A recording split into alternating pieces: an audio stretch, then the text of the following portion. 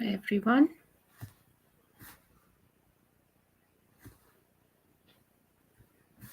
Hi everyone.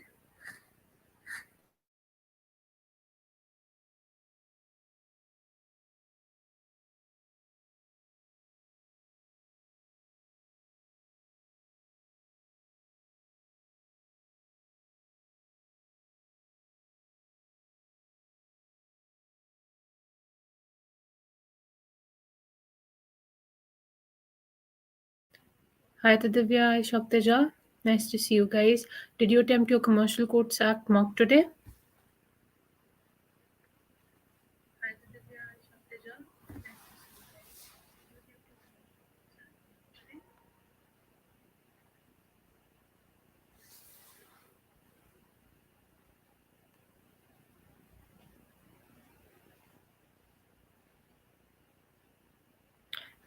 guys. So that's for commercial courts. Your POCSO.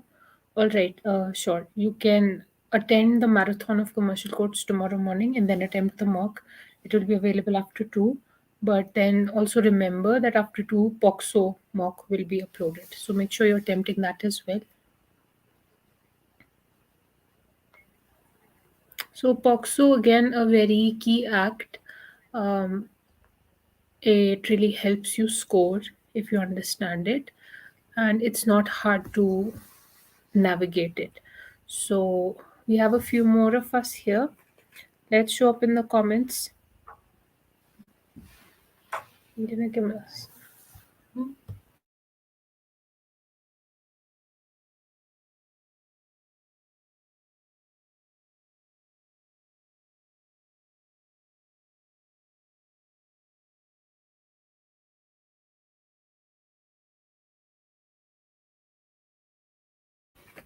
Hello Lakshita, nice to see you. Have you attempted any other quiz so far? I've not seen you in my quizzes. Hello Vartika. Nice that we are here. So I'll just give us about 2 more minutes so that some more of us join. Please let me know in the comments meanwhile if you have attempted the quizzes, the mocks, especially. The mock count is not where I want to see for most of you guys. Shaktija is doing well. Atidivya, how many mocks have you attempted?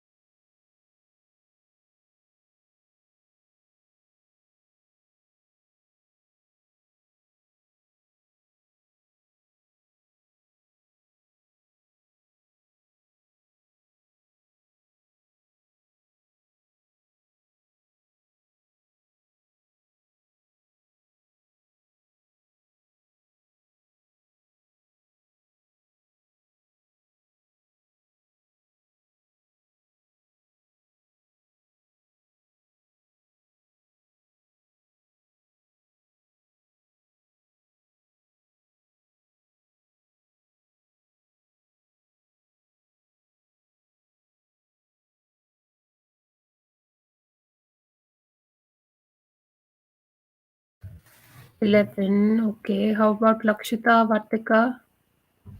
How many mocks so far?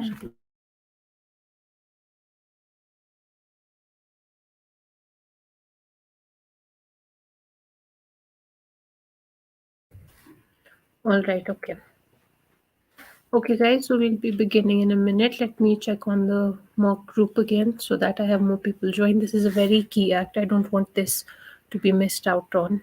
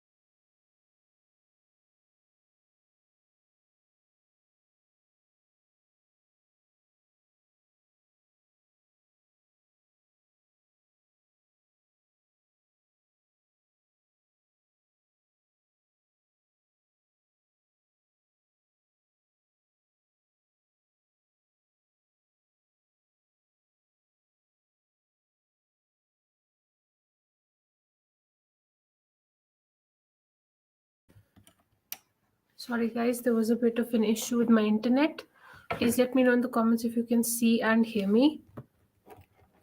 That would be helpful.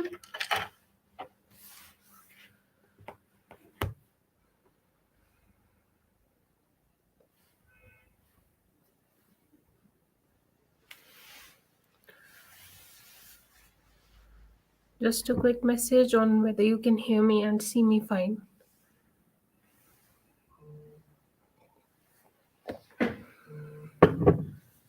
Okay, all right, perfect. So we'll be beginning.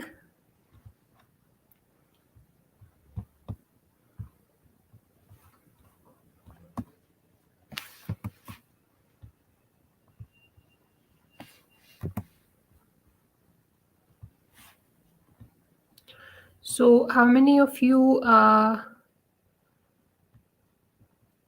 familiar with POCSO, have attempted a quiz or read POCSO or attempted questions on POCSO?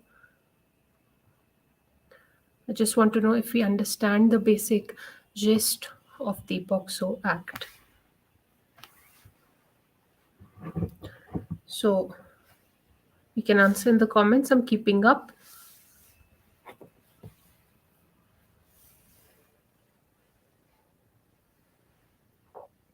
Yes, guys. This is a very important act from the perspective of your DJS and several other states as well. Please do let me know if you can see the screen. Is the screen visible at all?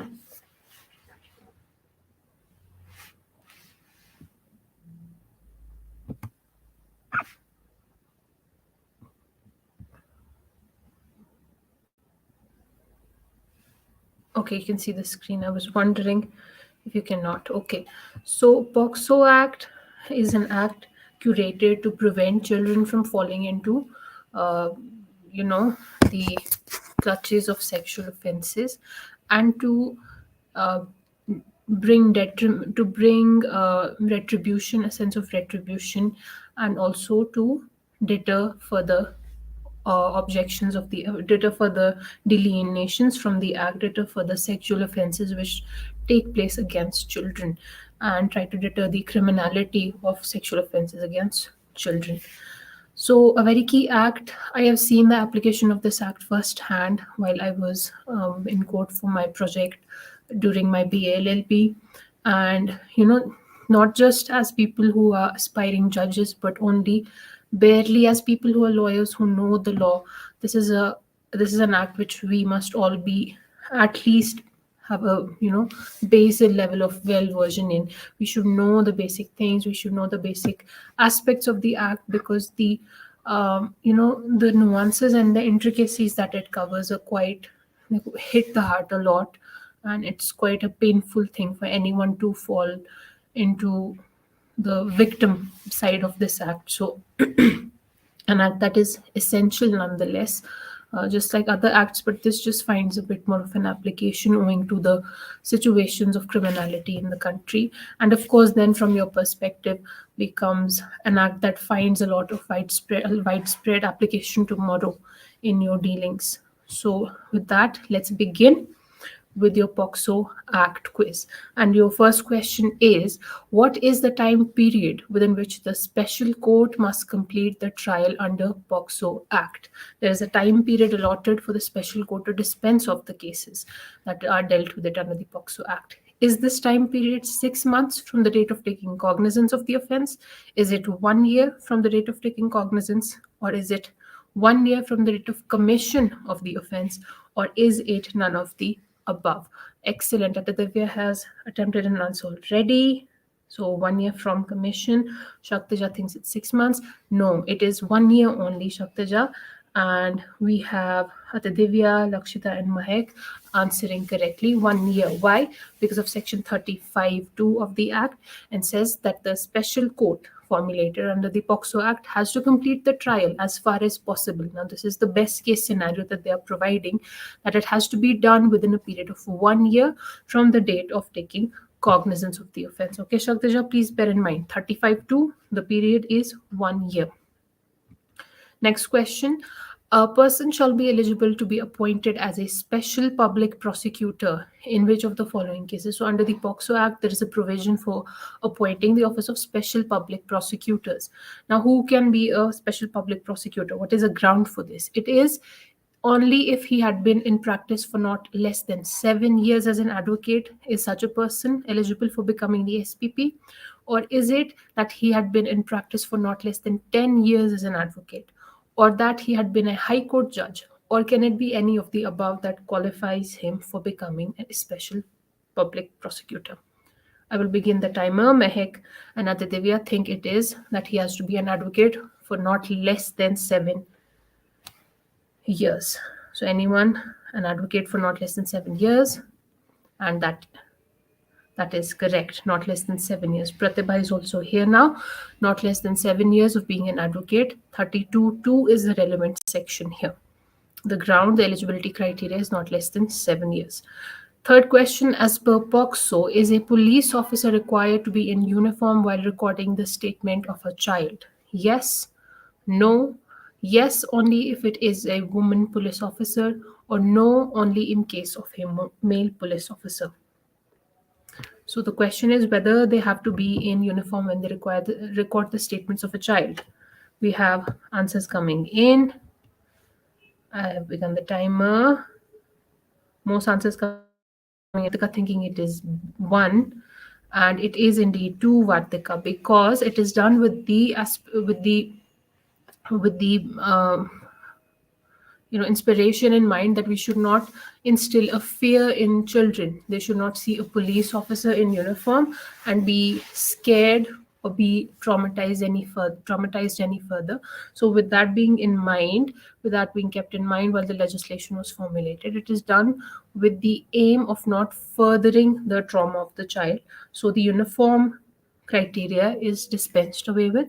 The police officer shall not be in uniform, he'll be in civil clothing so as not to scare the child further. This is provided in 24(2) of POCSO Vartika. Okay, so this is dispensed with the requirement of the uniform.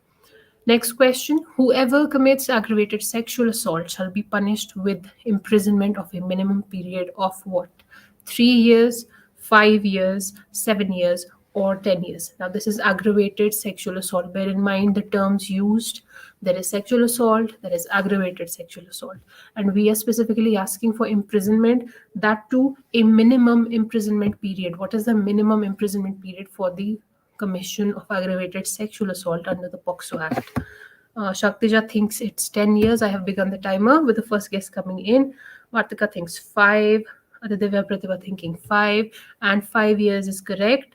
So, Shaktija, what is relevant here is section number 10 of POCSO, and it provides for the punishment of aggravated sexual assault. So, it is at least 5 years, and it extends up to 7 years in addition to the payment of fine that the offender has to do. As per POCSO, a child means any person below the age of 6 years, 12 years, 18 years, or is it 16 years? Yes, Atidevya, it's 5 to 7 years. I've begun the timer. This should not be a question we need to be thinking a lot about. We are correct. It is 18 years. Section 2D discusses this, describing a child as any person below 18 years of age. Provisions relating to sexual harassment have been provided under which of the following sections? Which of the following sections houses the provisions on sexual harassment under the POCSO Act? Is it 11? Is it section 16, section 21, or is it section 8? Sexual harassment. We think it's 11. 11, two people answering with 11, and that is correct. Section 11 deals with what sexual harassment qualifies as, right? Also the explanation going further to saying that any question where you are wondering what sexual intent is in the action or whatever of a person, it shall be a question of fact. As per the facts and circumstances, you'll decide whether the person had such intent, such mens rea, basically. In which of the following cases has the Supreme Court observed that the procedure which is used to determine the age of a child who is in conflict with law, as have been provided by the Juvenile Justice Care and Protection of Children Rules 2007, can be followed in cases falling under POCSO Act 2012 as well? So, in which of the following cases was this laid down by the Supreme Court? Alok Srivastava versus Union of India and others? Was it Jarnail Singh versus State of Haryana? Was it the Attorney General for India versus Satish and another? Or was it none of these cases? Again, an important case law where they extended the parameters of determining the age of a child as is discussed in JJ Act towards the POCSO Act. So the same procedures and parameters you can use. What case was this done in? Atidevya thinks it's Alok Srivastava. It is the case of Jarnail Singh. It is option number 2, Jarnail Singh. In this case, the Supreme Court observed that whatever you are using, the parameter, the yardstick you're using to determine the age of a child in respect of JJ Act is the same thing that can be followed under POCSO Act, right? In that case, that was a case where he appealed to the court later on, where the court dealt with this question. The appellant there, he was accused of kidnapping and raping the daughter of a woman. The daughter was asleep, and during this, he kidnapped her and raped her. That was the accusation.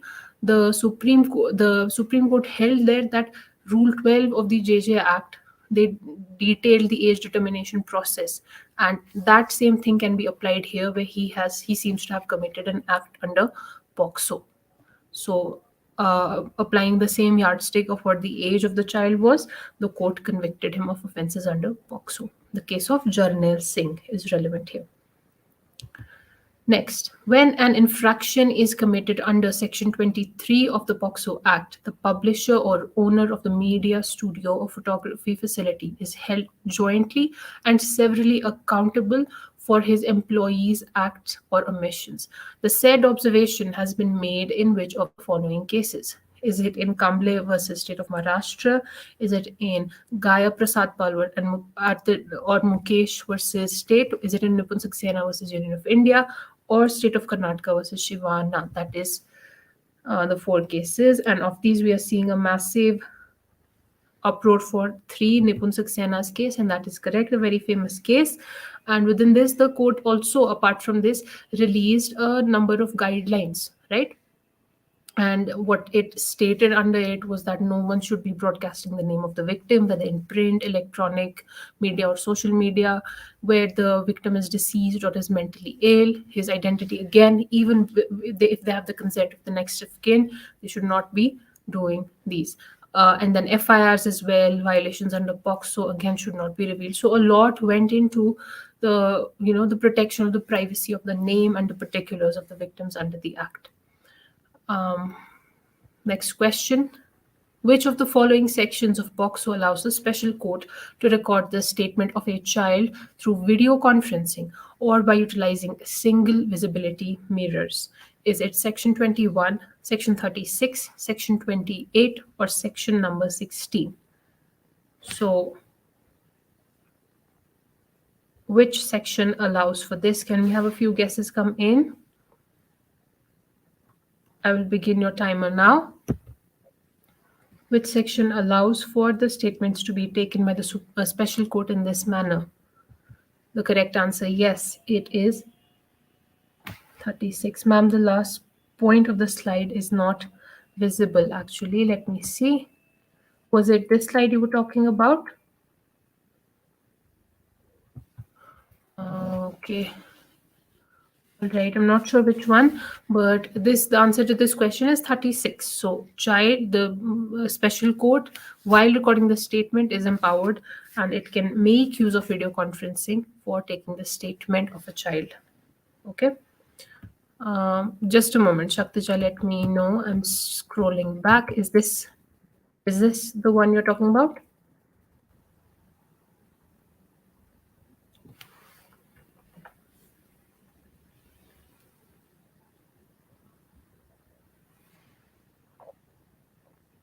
Okay, so it's just another provision, another guideline that the court laid down in Nipun Saksena's case. And within it, it said that the victim, whether they are filing an appeal under 372 of CRPC, even then the victim will not be required to be revealing his or her identity, right? And then again, we will be protecting the names and particulars even within the appellate stage. That is what it is. I seem to be able to see it on my screen. If anything else as such happens, just let me know in the comments that we are not able to see this. Okay, so we dealt with this question. Moving on, question 10. As per Section 30 of POCSO, culpable mental state includes which of the following? What is meant by the term culpable mental state? Is it reflective of the term intention? Is it for motive? Or is it for both motive and intention? Or is it neither one nor two? That Divya thinks it is both motive and intention that are reflected by the term culpable mental state. I've not received any other guesses. Come on, guys, we have to be quicker. It is both one and two. So Mehek, Shaktaja, both one and two. Intention as well as motive is reflective of it. Not just that, intention, motive, knowledge of fact, belief, reason to believe, all of these things are included in the term mental, culpable mental state for the purpose of Section 30. Which of the following sections of POCSO lays down the procedure to be followed by media? So, again, we saw a few guidelines for the media to follow as were elaborated by the case of Nipun Saxena. And but what intrinsically within the POCSO Act lays down the procedure that it needs to follow? Is it Section 21, Section 22, 23, or 24?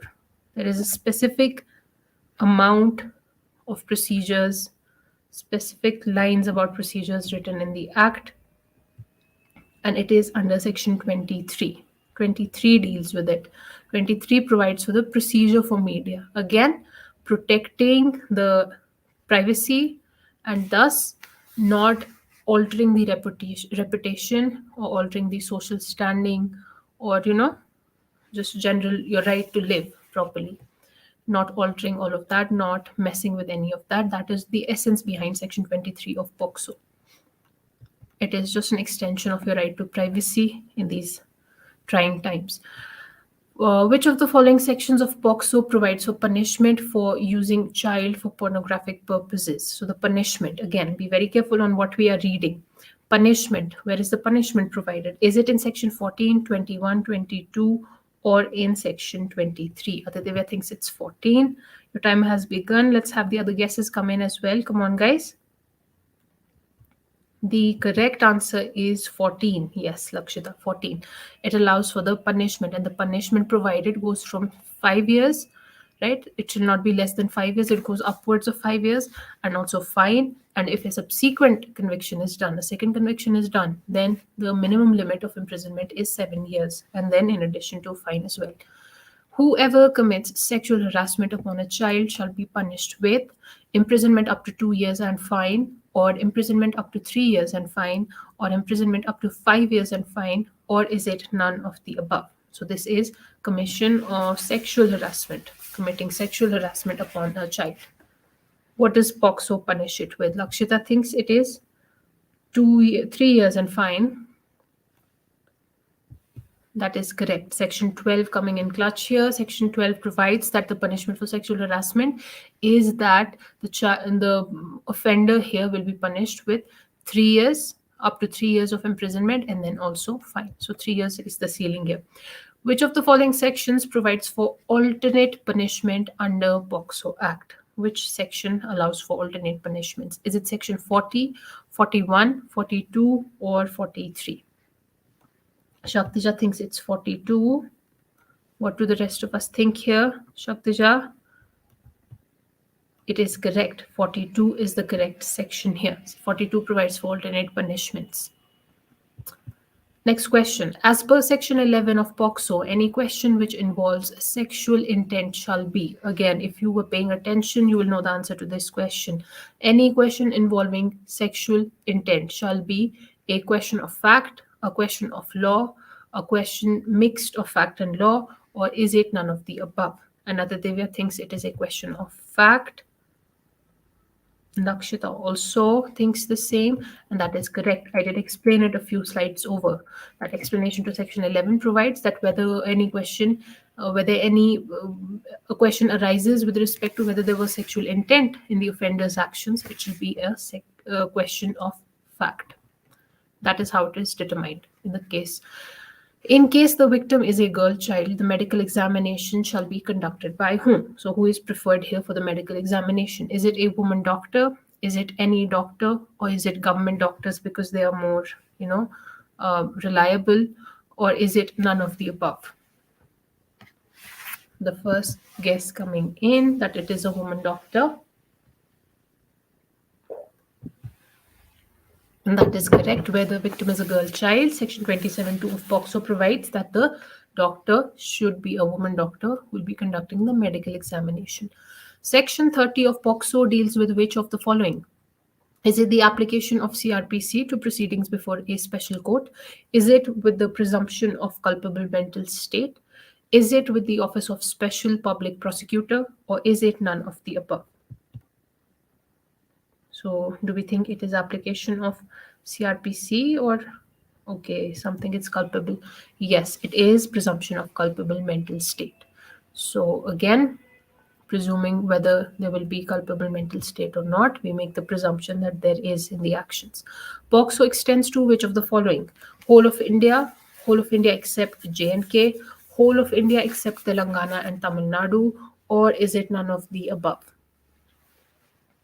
I've started the timer, not something we should be thinking a lot on. Lakshita thinks whole of India, and that is correct. There are no exceptions made, no states, no union territories, nothing. Whole of India, no. Vartika, not two. One. It extends to the whole of India. 19. The special court is required to record the evidence of a child within a period of. This is recording the evidence of a child. The time period we dealt with in the earlier questions was dispensing the case entirely. Now, this is within what time is a special court required to record the evidence of a child? Is it within 15 days? Is it within 30 days, 45 days, or 60 days? Okay, Aditya thinks 30 days. Option 2. What do the rest of us think? Shaktish are thinking it's 15 days. And it is 30 days only because Section 35(1) provides that the evidence of the child shall be recorded within a period of 30 days of the special court taking cognizance of the offense. That is the minimum, the period, the maximum period. And apart from that, if there are any delays, if you are exceeding the maximum period of 30 days, that should be notified by the court and recorded in writing. Section 27 of POCSO deals with which of the following? Medical examination of a child, designation of special courts, additional provisions regarding statements to be recorded, or none of the above. Come on, why aren't the rest of us here? I see many other students have joined, but we are not attempting the answers. Come on, let's go. Let's try to attempt the answers here. I see about 11 students here. So, Section 27, what is it dealing with? Divya, Mehak, and Shaktaja think it is medical examination of a child. What do the rest of us think? Come on, guys. The worst that can happen is you attempt it wrong. So what? We correct it within a few seconds anyway. Medical examination, we are right, guys. Section 27 deals with medical examination. So, a child against whom an offense has been committed under POCSO, notwithstanding, you don't have to worry about whether the FIR is done, the procedures are done, complaints are done, what is done, what is not done. Medical examination comes first. And then, same going along the lines, if it is a girl child, a woman doctor shall be conducting it. Which of these acts defines the expression penetrative sexual assault under POCSO Act? So, penetrative sexual assault as dealt with under the POCSO Act, which act actually defines this term? Is it the IPC? Is it the POCSO? Does the POCSO itself provide a definition for this expression? Is it the Immoral Traffic Prevention Act 1956? Or is it the Indecent Representation of Women Act 1956? And we have three people thinking that it is POCSO itself that provides the definition for this particular phrase, and that is correct. In Section 3, it provides the definition. And we don't see a definition for this in IPC, by the way. Under Section 35 of the POCSO Act, the special court shall complete their trial as far as possible within a period of how long from taking cognizance of the offence? Section 35, what does Section 35 provide for? Within how long? 1 year, 2 years, 6 months, or 3 years?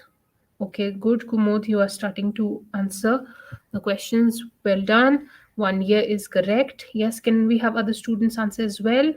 Students who have just joined. Section 35 of POCSO provides that 1 year from taking cognizance of the offense, the case should be completed. The trial, everything should be completed.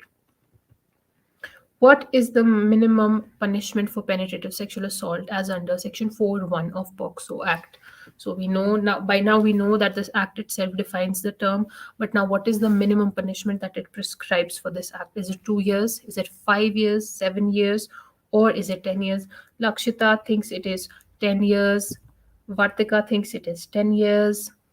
Come on, Kumud. Yes.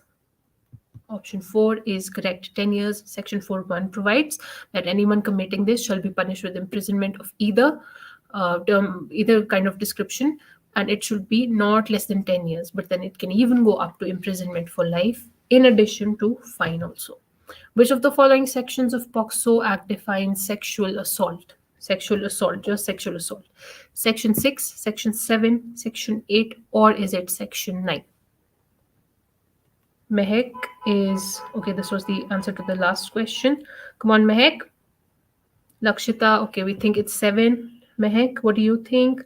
Kumut, what do you think? Pratibha thinks it's that is correct. Pratibha, okay, it is section 7. Section 7 defines sexual assault, right? And it defines it kind of along the same lines where we find the definitions within IPC. An offence can be said to have been committed in consequence of abetment in which of the following cases? So, even within POCSO, where can we see that the offence has been committed while you're abetting it, right? In consequence of abetment, you're doing it. Is it if it is committed in consequence of the instigation? Is it if it is committed in pursuance of the conspiracy? Or is it if it is committed with the aid which constitutes the abetment? So, are you aiding, are you conspiring, or are you instigating? Or can it be any of the above? Which of the following basically qualify as abetting towards an offense in POCSO? And we have Aditya and Meg thinking it is any of the above. Vartika also thinks any of the above is what abetment can be under POCSO.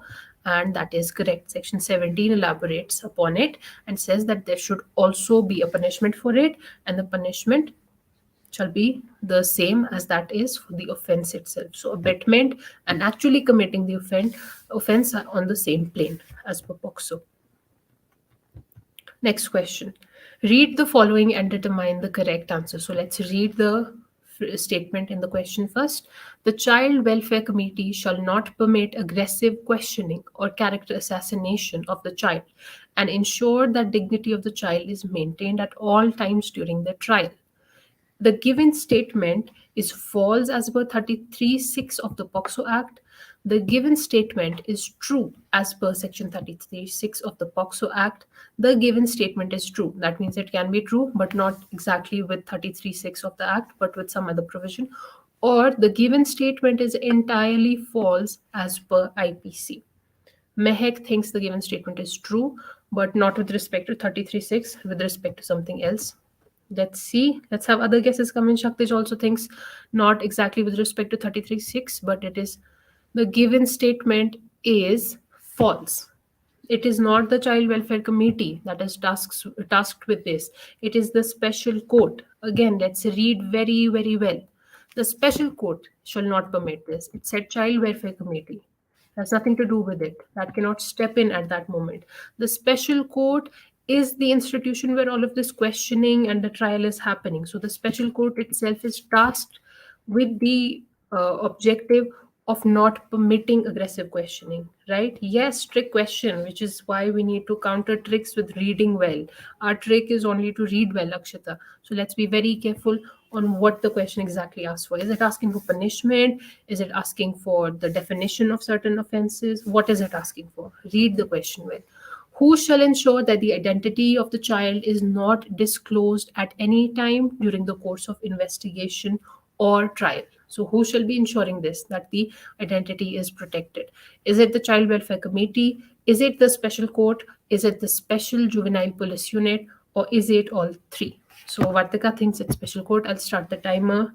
You have to beat each other. Come on. There will be thousands of you in the DJS paper. Yes, it is to special code section 33(7).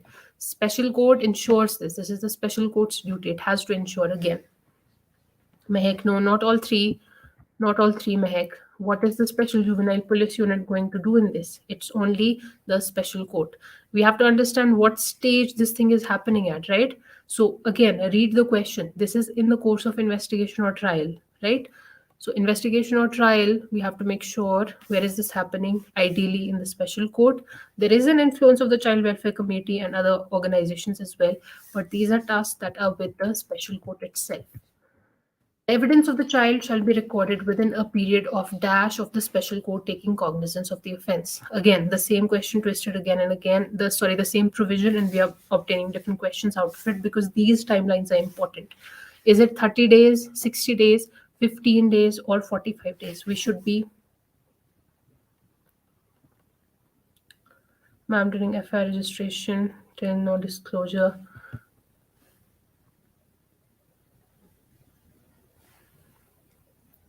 And that is correct. 30 days, 35, 1 again. Evidence taking is to be done within 30 days of taking cognizance. Okay.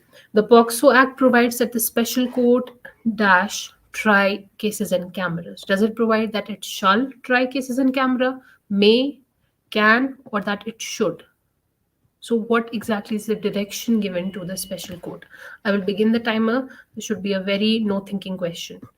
Vartika thinks it is shall, so an obligation is placed on the special court to try cases in camera. And that is correct. 37 does state that the special court shall try cases in camera. Next question. The assistance of who among the following can be taken by the special court in case a child has a mental or physical disability? Who may seek the assistance? Right? Whose assistance can be taken where the child is suffering under a mental or physical disability? Can we appoint a special educator there?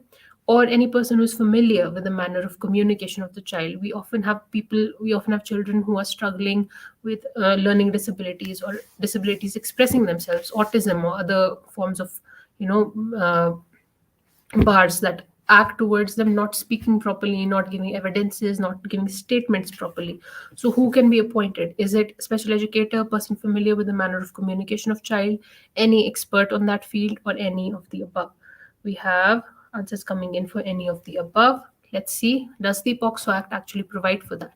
It does. In 38.2, Section 38.2 provides that the court may take the assistance of special educator, a person familiar with that child-specific manner of communication, or any expert in that field. Which among the following is correctly matched? Does Section 39 deal with assistance of an interpreter or expert while recording evidence of child? Does Section 37 deal with trials to be conducted in camera? Does Section 34 deal with period for recording of evidence of child and disposal of case? Does Section 35 deal with procedure in case of commission of offense by child and determination of age by special court? So, which of the following pairings is correct? Lakshita and Vartika think 37 trials to be conducted in camera is correct. And that is right. That is the only correct pairing of all of the options. What is discussed under Section 40 of the POCSO Act 2012? Are we discussing alternate punishments, or does it deal with public awareness about the Act? Does it deal with monitoring of implementation of Act, or does it provide for the right of child to take assistance of legal practitioner? Lakshita thinks it's right of child to take assistance of legal practitioner. And that is correct. Section 40 does deal with it. Where an act or omission constitutes an offence punishable under the POCSO Act and also under sections 166A of IPC, what shall the punishment be? Shall it be as is mentioned in the POCSO Act, or as it is mentioned in IPC, or is it as it is mentioned in both POCSO and IPC, or is it POCSO or IPC and we choose the one with the punishment of higher degree? I will begin your timer. So somewhere POCSO and IPC's provisions are overlapping. What do we choose? Aditya thinks it is higher degree, and that is correct. Section 42, alternate punishments that we just dealt with. It provides that whatever is a punishment of higher degree will be elected for. Who among the following is to monitor the implementation of POCSO Act under Section 44? So, who monitors the implementation of the POCSO Act? Is it the National Commission for Protection of Child Rights, constituted under Section 3 of the Commission for Protection of Child Rights Act 2005, or is it the State Commission, constituted under the same Act but under Section 17? Is it either of the above, either state or national commission, or is it none of the above? Does some other agency have to do the monitoring of the implementation of the POCSO Act? Vartika thinks it is the State Commission itself under Section 17 of the 2005 Act.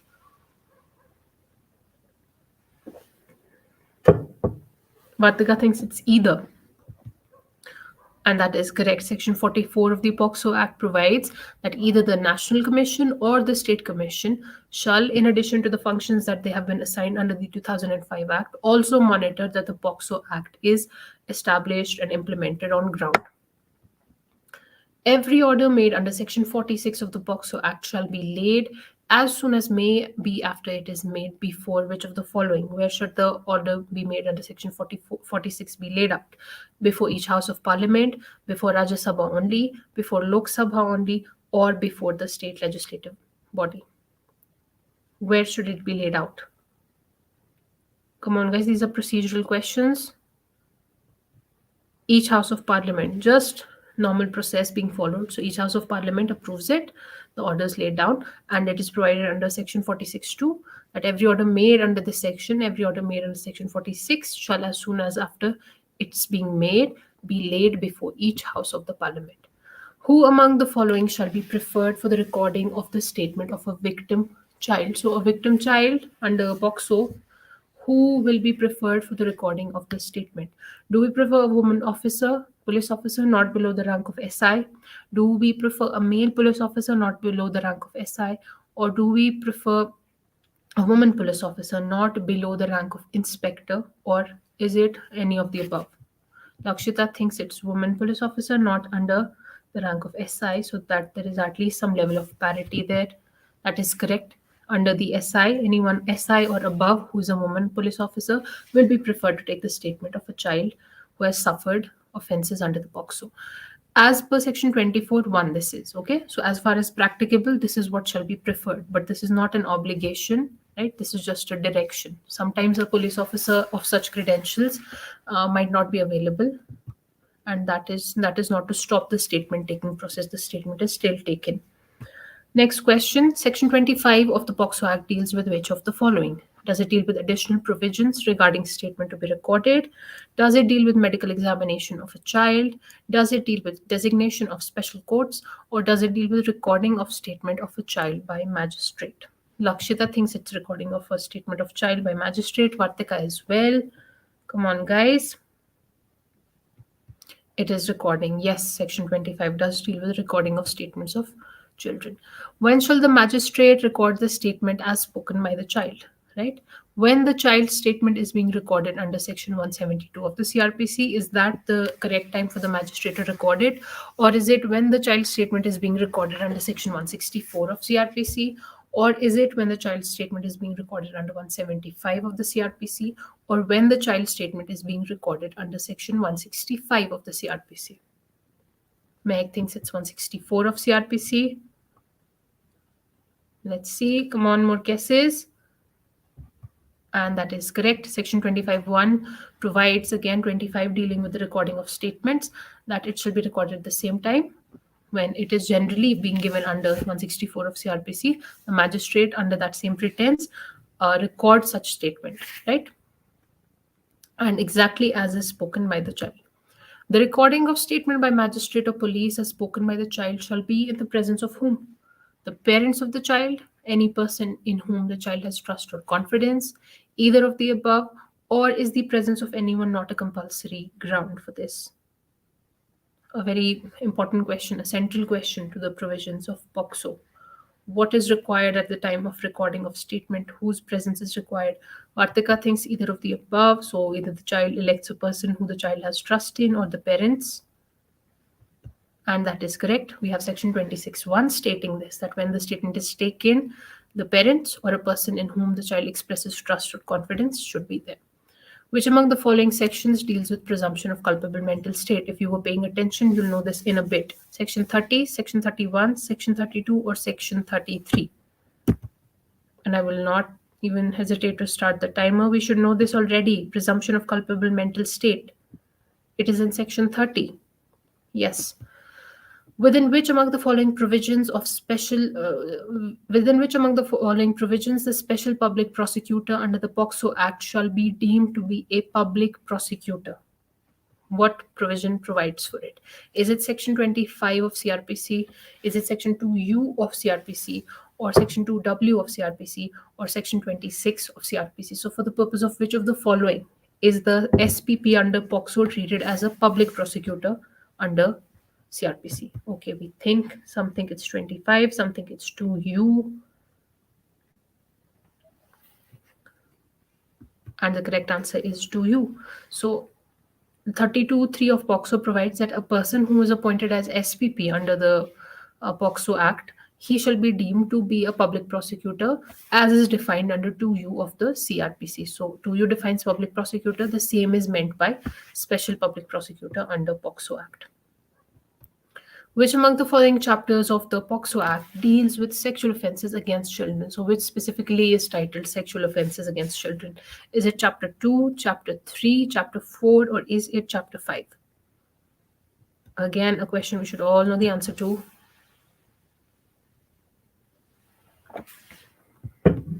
Chapter 2, that is correct. It is titled Sexual Offences Against Children.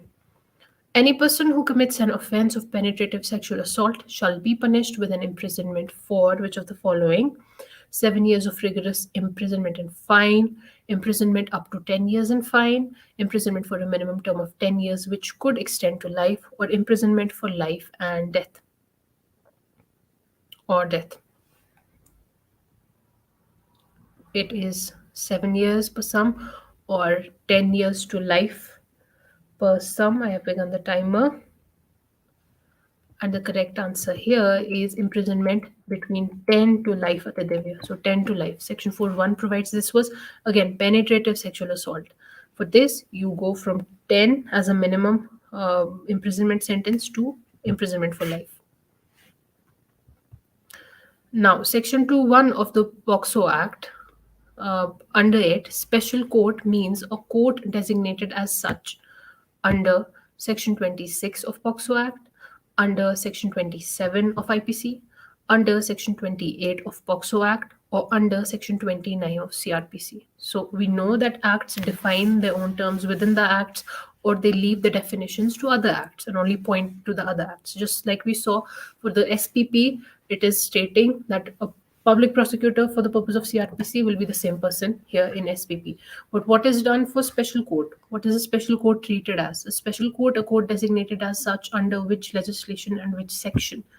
Okay, we have Lakshita and a few other students thinking it is as under 28 of the POCSO Act. And that is correct. Section 28 of the POCSO Act deals with the designation of special courts.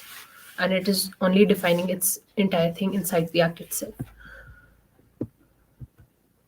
Under Section 20 of the POCSO Act, any personnel of the media or hotel or lodge or hospital or club or studio or photographic facilities on coming across any material object which is sexually exploitative of the child shall provide such information to the local police, special juvenile police unit, nearest executive magistrate, or is it either A or B, either local police or juvenile, special juvenile police unit? Who shall they be providing the information to?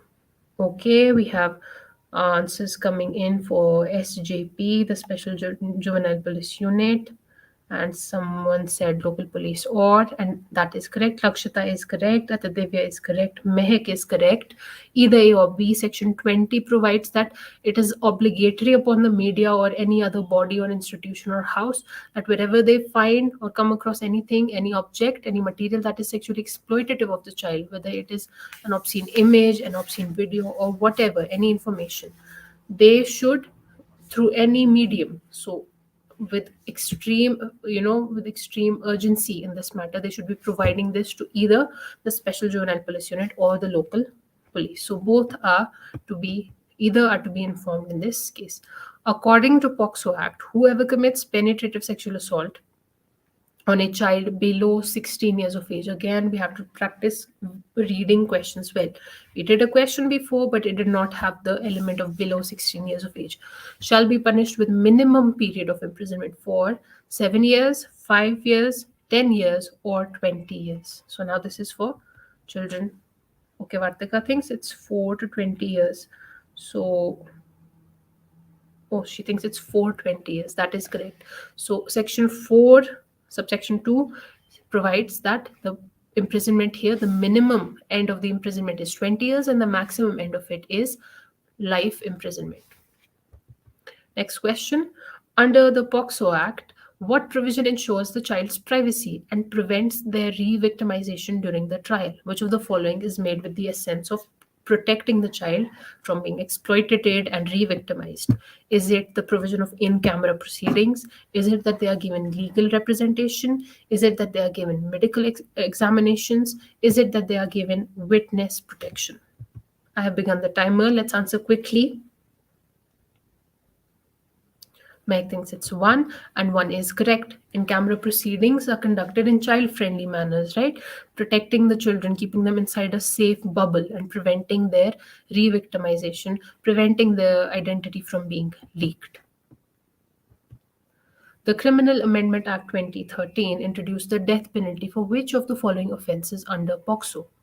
What was liable to be punished with death penalty now after the 2013 Amendment Act? Was it the repeat offense of raping? Was it the offense of causing death or vegetative state of victim by rape? Was it both 1 and 2? Or was the death penalty introduced for none of the above? I will give us a few seconds again to try and attempt the answer, and I'll begin the timer. Okay, Mehak thinks it's both 1 and 2. Lakshit also thinks it's both 1 and 2, that are aggravated forms and thus liable to death penalty, and that is correct. So, amendment um, done to 42. And what is the punishment provided here? Punishment of greater degree is that death penalty may be levied. Vivek, this is an application based question. Vivek shows an MMS to his school friend wherein certain students of XYZ school were involved in a sexual act and suggests to perform similar acts themselves. Vivek can be booked for the offense of sexual harassment, sexual assault, aggravated sexual assault, or any of the above. We have to apply our minds with respect to the provisions of POCSO Act. What will be attracted here? What punishment, which offense is manifest? Which offense is written all over this situation? Is he attempting committing sexual harassment? Is he committing sexual assault? Is this a case of aggravated sexual assault, or is it any of the above? Atidevya thinks it's sexual harassment. Mehek also, but Vartika is not sure. Let's find out. That's okay. Even if you're not sure, just answer, and you're correct. See, the worst that could happen, Vartika, was you were wrong. What the best happened? You're right. 11, section 11.3 states that the offense of sexual harassment involves showing any object to a child for pornographic purposes. So the purpose that Vivek had there was a pornographic purpose. He was exploiting them to pornographic material and then also suggesting that they involve themselves in that. So he will be booked for sexual harassment here. Section 24 of the POCSO Act states that any statement of a child shall be recorded in the. So, where shall the statement be recorded as per Section 24? What is the location of the statement being recorded? Will it be done in police stations where the child resides? Or should it be a place at the choice of the child? Or should it be either the place of residence or wherever the child elects to be? Come on, guys. Lakshita thinks it's either 2 or B, so residence or wherever the child wants to be. Vartika as well. Mehek as well. Shaktija thinks it's place of choice of child, and it is indeed place of choice of child or the residence where he is. Again, we don't want to expose the child to too much trauma. We don't want to expose the child to too much, stress. So the police station itself is not where we want the child to be. So either the house, the place of residence, or wherever the child wants to be. And this is under Section 24(1) of the Act. The statements made by the child during the trial have to be recorded under the presence of. So, during the trial, when the child is making statements, who needs to be there when the statements are recorded? Do we need for the accused to be there? Does the magistrate need to be there? Does the police officer of the case, the particular case, need to be there? Or do we require the presence of none of the above? Is there no such provision for the presence of any of these figures? Shaktija, okay, this is your answer to the last question, I believe. Okay, come on, let's have attempts. Come in. Okay, Shaktija, you're thinking the magistrate now. Okay, Mehek also thinks the magistrate needs to be there for the recording of statement and accused, right? Sorry, just a moment. The statements, sorry, the question is supposed to say absence of. I'm very sorry. The question is supposed to say absence of section 36. So the accused right there should not be present when the child is giving evidence, because that might again instill a fear within the child. Very sorry. It's supposed to say in the absence of. Next question. The period for recording of evidence of a child is for a maximum period of how long? Recording of evidences of a child is done under how many days? 20 days, 30 days, 60 days, or 90 days. Again,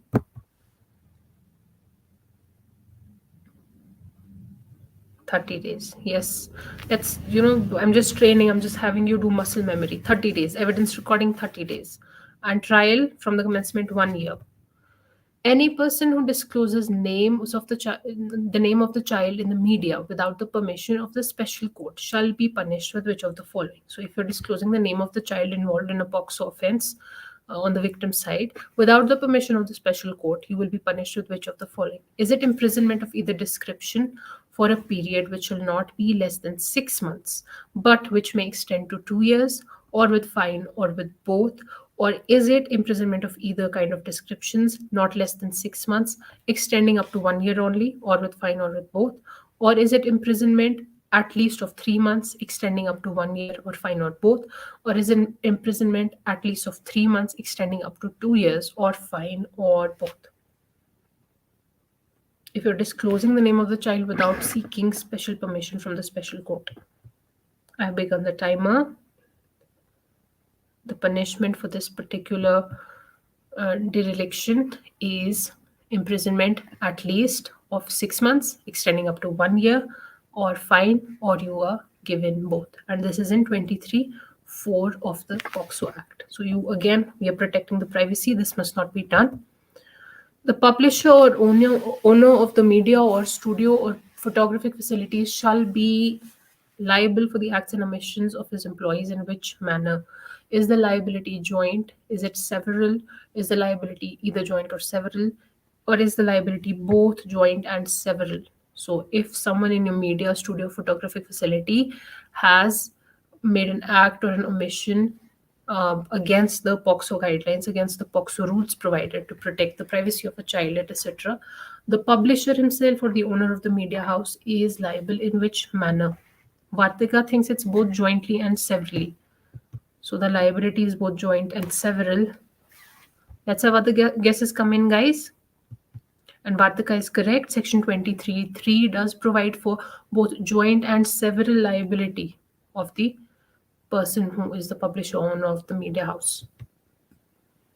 Whoever, not being a child, makes a false complaint or provides false information against a child, knowing it to be false, thereby victimizing such child in any of the offences under the POCSO Act, shall be punished with imprisonment up to 6 months, or with fine, or with both; imprisonment up to 1 year, or with fine, or with both; imprisonment up to 3 months, or with fine, or with both; or is it imprisonment up to 2 years, or with fine, or with both? So again, I'll give you a moment to read the question well.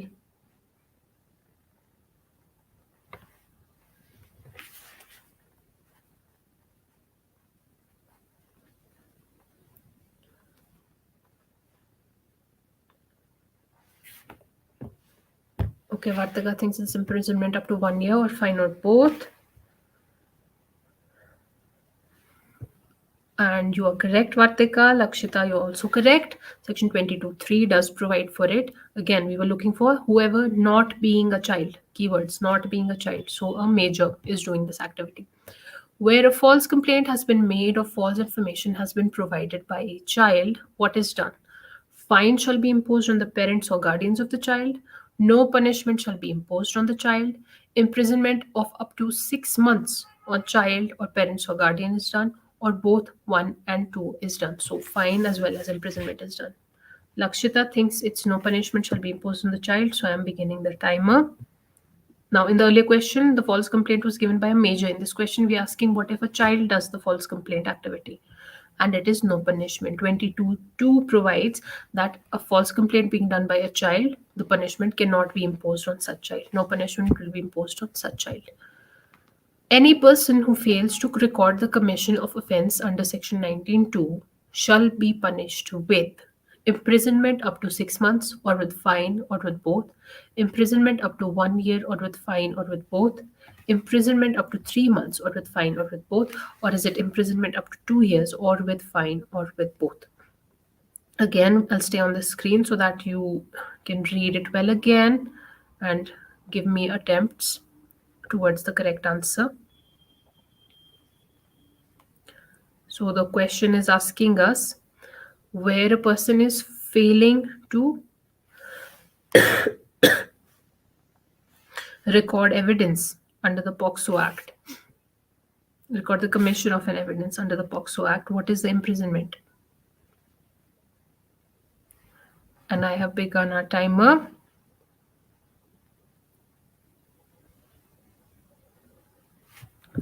And the correct answer is imprisonment up to 6 months or with fine or with both. And this itself is provided in section number 21. Section 19 just generally deals with the reporting of offences and how offences will be reported under the POCSO Act. What is the procedure that will be followed? So, not to Vartika, option number 1 is correct. Imprisonment up to 6 months or with fine. And what provides for this imprisonment? Section number 21 itself provides for it. But again, 21 is providing a consequence where you're failing to observe 19 or 20 of the act, and then 21 is providing you the punishment for it. Which among the options is correct? Is the correct procedure for reporting offense under the POCSO Act? So first we'll read the 3 steps, then we need to choose the correct lineup of how reporting of offences happens in the POCSO Act. So the first option is reporting the matter to the Child Welfare Committee and the Special Court. The second option is reporting of the offence to the Special Juvenile Police Unit or local police. The third is providing care and protection to the child and arranging for immediate admission of the child to the shelter home or to the nearest hospital. And our possible combinations are we have 1, 2, and 3 happening exactly like I stated. We have 3 happening first, then 2, then 1. Or do we have to do the step mentioned in 2, then 1, then 3, or is it 2, then 3, then 1? Lakshita thinks it's 2, 3, and 1. So you report it to the SJPU first or local police, then you provide care, etc. And then finally report it to the Child Welfare Committee and under the special court and the special court. Let's see the correct answer. And that is the correct answer because again, I told you section 19 provides you the detailed procedure of what needs to happen under the POCSO Act. And first of all, the attempt is to do what? Let's see, the first attempt is to report the offense to the Special Juvenile Police Unit because they are tasked with being very prompt with responding to these cases. So the local police or the Special Juvenile Police Unit takes charge, gathers evidence, whatever it may be. Then your next best step is to provide care. First, you rescue the child from the situation, then you provide care and protection, make sure they are protected as far as possible from the heinous act, and then the reporting of the matter happens, and then they take remedial action. But the first step is reporting, the second is protecting, the third is remedying the situation. Consider the following statement and pick the correct answer. The statement is the failure of a child to report the commission of an offense is punishable. The child shall be punished with sorry guys, the child shall be punished with imprisonment up to 6 months. Now, is the statement false? Is the statement false only per section 21.3 of the POCSO Act? Is the statement true as per section 21.3 of the POCSO Act? Or is the statement given true generally apart from 21.3? So it might be under any other provision of the POCSO Act. Which of the following is correct with respect to the statement? Again, I'm staying a bit longer for you to read the statement again. Mehek thinks it's true as per 21.3 of the POCSO Act. So Mehek thinks the failure of a child to report the commission of an offence shall be made punishable. The child shall be punished with 6 months of imprisonment. Lakshita thinks it's false. The failure of a child to report commission of an offence is not punishable. Let's see who is correct. The statement is false because we cannot task the child with reporting the offence. The child is traumatized. So, of course, first of all, we cannot task him, we cannot make it obligatory on him to report the offence. If he doesn't report it, of course, we cannot give him any punishment under the Act. So, guys, please take care. The statement was false. Section 21.3 provides that the provisions of section 21 1, that is reporting it, etc., they do not apply to a child under this act. The child himself does not have to report the offense or will not be held liable for failure to report the offense. Which among the following cannot be disclosed by reports in media under the POCSO Act? So we know that there is an aim of protecting the privacy of the child, but is there any of these elements that can be exposed, or which of the following are exactly not to be exposed? So what is to not to be exposed? Is it the name of the child? Is it the address? Is it the family details? Or all of the above beyond limits? All of the above off limits? We have these people thinking. So you think not even the address, not even the family details can be revealed? Let's see. And we are correct. Section 23(2) says that not just the name, address, or family details, the photograph, the school, the neighborhood, anything that points towards who the child actually is and leads to the disclosure or discovery of the child's identity is not to be done by the media. Next, who among the following may give permission by recording reason in writing for disclosure of identity of the victim child? Who among the following may give this permission? If you were paying attention, you'll know the answer in a bit. Is it the special court? Is it the Child Welfare Committee? Is it the Special Juvenile Police Unit? Or is it any of the above? We have Vartika giving an answer. Excellent. Lakshita, Mehek. Excellent, guys, and it is special court indeed. We saw in section 23(2) of the POCSO Act that for reasons to be recorded in writing, the special court, uh, whichever special court is relevant in that particular case, it may permit the disclosure. So even, only if it is furthering the provision of justice to the child or furthering the case of um, holding the right offender liable can this be done. And of course it has to give it in writing. What is the punishment prescribed for a person who comments on any child from any form of media without having complete and authentic information, which may have the effect of lowering his reputation, the child's reputation, or infringing upon his privacy? So, is the punishment imprisonment of either description of not less than 6 months but up to 2 years, or fine, or both? Is it imprisonment of either description not less than 6 months but extending up to 1 year, or fine, or both? Is it imprisonment of not less than 3 months but extending up to 1 year, or fine, or both? Or is it imprisonment extending between 3 months and 2 years, and or fine, or both? So this is making a comment on a child not knowing the full information. So you were just, hurling out comments, and by the effect, you're damaging the reputation or infringing a child's privacy. Vartika thinks it is imprisonment of either description, which will not be less than 6 months, but which may move up to 2 years, which may move up to 1 year, or with fine, or with both. And that is correct. We have section 23(4) elaborating upon the same. Just a moment. There's a repeated question here. Um, yeah, this was the very same question, right? 23(4), yeah. Who among the following can report about the apprehension or commission of any offense under the POCSO Act? So, who can report? Is it the person, including any person, including the child? Is it the child only? Does it have to be the parents of the child, or can it be the parents or the guardians of the child? Again, a question we should all know the answer to if we are studying POCSO. Okay, this is any person including the child. Correct. 19(1) provides that any person including anyone who has, an apprehension even of an offense being committed, or something is likely to be committed, they can commit to making the report. Every report about apprehension or commission of an offence under the POCSO Act shall be, what shall be done to every report about apprehension or commission of offence under POCSO Act? Shall it be ascribed an entry number and recorded in writing by the police? Shall it be, after being written, read over to the informant? Shall it be entered in a book to be kept by the police unit? Or do all of the following qualify as procedures that need to be followed? Lakshita thinks that all of the following are procedures that the police needs to follow when recording it.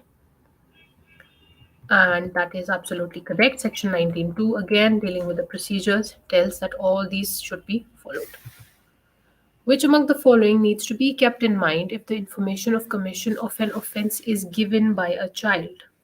So if the offence commission is given by a child, the child himself is giving it or another child is giving it, what should be done?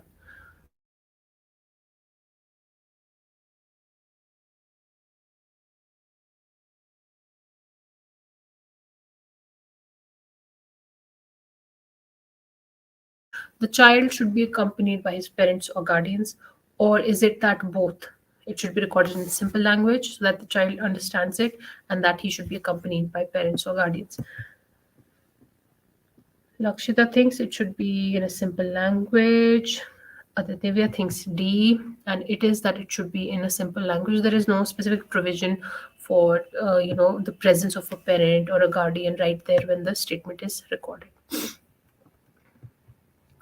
In which among the following cases shall an interpreter, so there's a concept of interpreter under the POCSO Act, in which of the following cases shall an interpreter be provided to the child? Is it when the contents are being recorded in the language and they're not understood by the child is not comprehensible, the child is not capable of comprehension of the language and he fails to understand? Is it Yes, Lakshita. So while giving the information, the parents are not needed; they are needed at a later stage. Is it when the child is not accompanied by his parents or guardians? Is it when his statement cannot be recorded in presence of judge of special court, or is it any of the above? When can the interpreter be provided? So the provision, per most of you, is coming through for the contents being recorded in a language where he doesn't understand it, and Shaktija thinks it's in any of the above. It is one only. So when the child is looking at the contents being recorded and he cannot understand that, the court allows for an interpreter to be allowed in, a translator to be allowed in, so that he can make the child understand what is being written down. If needed, the child needs to be taken to the nearest hospital within how many hours of making the report? Is it 48 hours, 24 hours, 72 hours, or 12 hours? Again, we saw earlier that step 2 was to provide immediate relief to the child. So, what is the time limit for this relief? Vartika thinks within 24 hours of making report, that is during step 1. Lakshit also thinks the same. And we are correct. Section 19.5 provides that where the child needs such medical assistance, you have to take the child to the nearest hospital within 24 hours. In case where no special court has been designated, then to whom shall the local police inform about the matter under POCSO? So, where does this local police go where there is no special court for the purpose of POCSO? Does it approach the Court of Sessions? Does it approach any civil court, the criminal court, or any of the above? Excellent. Lakshita and Aditya think Court of Sessions, Mehek also Court of Sessions, and we are correct. 19.6 provides, yes, Vartika. Please be more confident, no question marks. You're correct. Court of Sessions is right. 19.6 provides that where no special court has been designated, the matter goes to the Court of Sessions. The local police needs to go to the Court of Sessions. Who among the following shall make arrangement to give care and protection if needed to the child? Now, who does it? Option, the step second we saw. Is it something that the special juvenile police unit is tasked with? Does the local police have to do it? Can either of the above do it? Or is it with none of the above and with some other committee, such as the Child Welfare Committee or the special court itself? So, what do we think? We think either of the above. Okay, let's start the timer. And that is correct. Section 19.5 provides that this protection care, it must be given to the child by the special juvenile police unit or the local police, whoever is working, and it has to immediately after it does it, it has to record the reasons in writing of this was a situation, this is why the child required it, and we have provided it.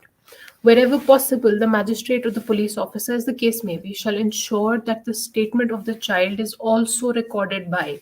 So, in addition to being recorded, whether it is in writing or whatever, wherever possible, the magistrate or police officer shall ensure that it is in addition to that also required by audio means, by video means, or is it by audio, video, electronic means, or is it by any relevant mode? So, we think audio, video, electronic means. Let's start the timer. And that is correct. Section 26.4 does provide for it. So, wherever possible, the magistrate or police officer is obligated to make sure that audio, video, electronic means is also used to record the child because it further helps in evidence taking. Which among the following shall make rules in regard to qualifications required to be special educator or translator under the POCSO Act? We know there is a provision for having special educators enter the court. There's a provision for translators entering the court under the POCSO Act. Now, who will make the qualifications with respect to who these people can be? Is it the central government? Is it the state government? Shall it be the central government in consultation with the Child Welfare Committee, or shall it be the state government in consultation with Child Welfare Committee? I have begun your timer. It is the central government itself. This is something the central government is tasked with. It's a very important thing that the central government should centralize, and it should be a qualification that is uniform all over the country, which is why it is tasked with the making of rules and qualifications. Which among the following courts shall be designated as a special court? Which court is designated as a special court? Does it have to be a court of sessions, a court of civil judge, any court of judicial magistrate, or can it be any of the above? Lakshita thinks it's court of session only. Mehek also, Hardik also, and we are correct. Section 28(1) does provide that for the purpose of giving speedy trial, the purpose behind the special courts is to expedite, is to make a fast track court for POCSO cases. The state government consults with the CJI of High Court, and they designate a court of sessions to become a special court for trying offences under the POCSO Act. That is how this procedure is. Now, special courts shall be designated for which of the following jurisdictions? Does it happen per state? Is it done for each state? Does it happen for each district? Does it happen for each municipality? Or does it happen per each local court? There has to be a special court. Divya thinks it's district. Okay, Lakshita thinks it's district. Mehak also thinks it's district. Or is it state? Let's see. It is indeed district. Section 28(1) provides, again, the same thing we read right now for each district. This is why reading between the lines is important. You might miss tiny phrases, but they give you good cues of what is important, what is not. Where a person is prosecuted for committing any offense of sexual assault, committing an offense of sexual assault, the special court blank presume that such person has committed it. If you were paying attention, you will know the answer to this question. So the person is prosecuted for committing the offense of sexual assault. What is the court stance with respect to the uh, with respect to the commission of his offense? Is it that the court may presume it? Is it the court shall presume it? Is it the court shall not presume it? Or the court may not presume it? We have us thinking shall. Now, can you tell me why? What did we discover earlier on? Yes, so section 29 provides that the presumption is made that he did indeed do it unless the contrary is proved. The burden of, the burden of the presumption right here shifts a lot when the sexual, because see, the person is prosecuted for committing, you're prosecuted for committing an offense of sexual assault. The special court then will presume, it has to presume that you did it unless the contrary is proved. The question of culpable mental state shall be a defense for the accused to prove that the fact that he had no such mental state with respect to the act charges an offense in that prosecution. So this statement that the question of culpable mental state, shall it be a defense for the accused to show that I intended to do it or I did not intend to do it? So is this up for defense? This thing, is this a possible defense for the offender to show to the court that he had a culpable mental state or not? So is the statement true? Is the statement false? Is the statement partly true and partly false? Or can only the court decide this upon the facts and circumstances? Is this a thing that cannot be predetermined like this? What is the correct answer? So the statement here says that it shall be a defense. It is a defense available to the offender, sorry, to the accused, that hey, I did not have a culpable mental state. Is it debatable? Vartika thinks it's false. Mehek thinks it's false. So you think this is not something that is up for debate. Atidevya thinks Section 105 of the Indian Evidence Act is relevant here, and the correct answer is the statement is true. Why? Section 31 of the POCSO Act, 30 subsection 1 provides that where there is a prosecution under this act for a specific offense which requires for there to be a culpable mental state on part of the accused, for us to prove that there is a culpable mental state on part of the accused, the court shall presume that the evidence of it is there. The court shall presume that the person had the mental state to perform the action, the person intended to perform the offense. But it does not mean that the defense is completely taken away from the accused. The accused can still disprove it. So he still has the defense to show that no, I did not have any mental state to make this action with respect to which I am being charged. So it is true. The defense is available. The question asked you, the defense is available. Then you had to determine whether the statement was true or not. The statement was indeed true. How shall the special court proceed where it is of the opinion that the child needs to be examined at a place other than the court? So, what does the special court do? So, other than the court, the child needs to be examined at. Does the special court order the child welfare committee to do this? Does the court issue a commission? Or does the court appoint a special child welfare committee for the purpose? Or is the court open to do any of the above?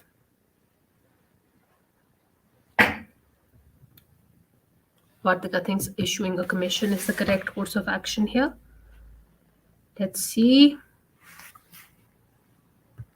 And that is correct because Proviso to 37 provides that where the special court feels is of the opinion that the child needs to be examined in a place other than the court, you can issue a commission for the same. For which among the following cases does CRPC apply under the POCSO Act? So, for which of these procedural aspects is the application of CRPC's procedures synonymous with the application of POCSO Act procedures? Is it for the purposes of granting bails? Is it for the purpose of issuing and accepting bonds? Is it for all of the provisions of CRPC, excluding the provisions of bail and bond? So, bail and bond won't apply here. Is it for both bail and bond? So, for what purposes do the procedures outlined in CRPC automatically apply to POCSO? Is it for bail, bond, both bail and bond, or all provisions apart from bail and bond? We think they are for bail and bond. Let's see. Let's have others answer. Atidevya thinks all provisions CRPC apart from bail and bond. So, bail and bond won't be applicable in POCSO. That is incorrect. Again, Aditya, read the question well. It said excluding, but section 31 says including, not just bail and bond. So Lakshita is wrong, Vartika is wrong, Aditya is wrong, and no, Lakshita and Vartika are correct. Uh, Lakshita and Vartika are correct. Atidivya and Mehak are wrong. Again, see, I'll open the slide again. It says all the provisions of CRPC excluding the provision of bail and bond. We want all the provisions of CRPC including, so everything of CRPC, right? So we cannot exclude bail and bond provisions. So the safest answer to go for and the only correct answer here is both 1 and 2, bail and bonds. Who shall appoint special public prosecutors for conducting cases only under the provisions of the POCSO Act? Is it done by the state government in consultation with the Chief Justice of High Court? Is it done by the central government in consultation with the Chief Justice of India? Is it done by the state government alone, or is it done by the state government in consultation with the Chief Justice of India? So, who makes these appointments of SPPs? Come on, let's have attempts come in. After question 80, we'll take a 5-minute break. Vartika thinks it's the state government all by itself. Atidilvia thinks it's the state government all by itself without any consultations. Other guesses, Mehak also, and that is correct. Section 32(1) does provide for it, the appointment of special public prosecutors for the purpose of POCSO Act, and it is done by state government itself. What are the qualifications required to be a special public prosecutor under the POCSO Act? We did deal with being a public prosecutor. So, what is required to be a special public prosecutor under the Act? We should know the answer to this already. Is it practice as an advocate not less than 7 years? Advocate not less than 10? It is not less than 7 years. That is correct. So, guys, let's take a brief break so that I can check in on you. How are we doing? Just let me know in the comments. I'm right there reading your comments to tell me how we are doing. How is the Josh? How are preparations going on otherwise? And I absolutely need to know why we are missing out on mocks. That is not acceptable. That is not something we should be doing at this point of time. You need to show up. Atidivya is doing great. Good to know. What about the rest of us? Kartika, Lakshita. I think we're missing a few regular attendees. You're missing Govind, Tanya, today, which is not ideal. Okay, come on, Shaktija. More answers here, more updates here. Anything you're struggling with, any queries that need resolution?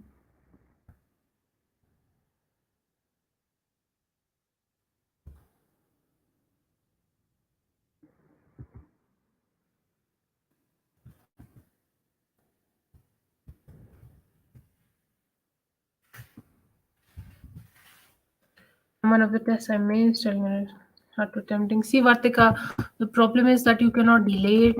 The exam is right there. You cannot delay it anymore.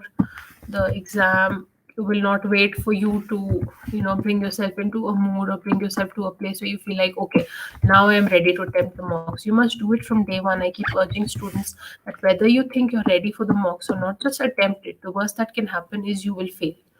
Then you have the mock available for reattempt anyway again.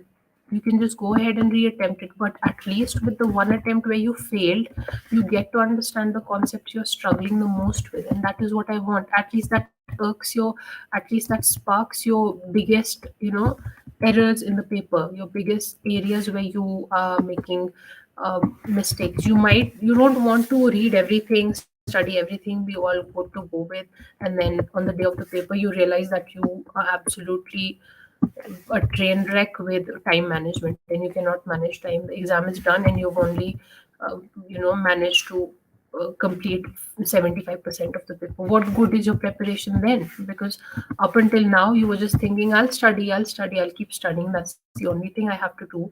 I don't have to work on any other aspects of mine. But then on the day of the prelims you realize there is something else you should have been doing. That means you are not holistically preparing yourself. With the mock test series, we are holistically preparing you. We are preparing you in every aspect, in the aspect of time management, in the aspect of mental agility, which is why we give you subject wise mocks first, then we give you full length mocks so that your brain gets accustomed to shifting from one subject to another, from English questions to GK questions to suddenly CPC. Because the examiner will not give you a lot of time to set yourself in the mood again. So do not waste your time, please. This is for every student. Don't waste your time. I don't think I need to convince you of the amount of competition you're up against. So there are people who are training every possible aspect. You cannot afford to, you know wait around for inspiration to come. You have to be the inspiration yourself, and don't rely on inspiration every day. Some days we feel inspired, some days we don't. Does that mean the hustle stops? If the hustle stops, your chances at succeeding stop. And I can vouch for all of you when I say that none of you want that. None of you want to not succeed. Shaktija says, but engaging persistence is necessary, and I'm trying my best. I would have to devote more time to CPC. So, yes, CPC, with remembering CPC, that's always an issue. The orders and everything, the rules, and knowing what belongs where, what goes where, what procedure is followed where. But that is the tail with all procedural laws. And again, the only thing that can help you here is revisions. This is why we make our mocks attemptable and unlimited amount of times. Nothing else will help you out. Just revision will help you out. And you need to take the mock not once, not twice, but thrice and four times for that concept to absolutely house itself inside your brain. And as a student of law myself, there is just absolutely nothing else that has worked, and no other strategy. I don't have photographic memory, unfortunately, and most of us don't. So we just have to resort to, reading the concept again and again and again. And it sucks, but it's the truth. It's what we have to do. If we don't have, we can either have photographic memory or we can work hard. And I think we are only, unfortunately, we only have the working hard option available. I would suggest you make tabulations like I did in the last quiz also. I think it was for LLP that I did it. That there needs to be a tabulation. Certain things are hard to remember, so you can form tiny tables and use tricks such as mnemonics and visual cues. There is something called flashcards that help in learning these things. So I think all of that goes a long way when it comes to retention.